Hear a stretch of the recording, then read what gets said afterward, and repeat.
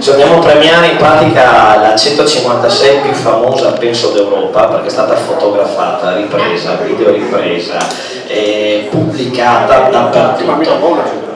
No, infatti noi non premiamo teatralmente. Now it's time to say thank you to the 155.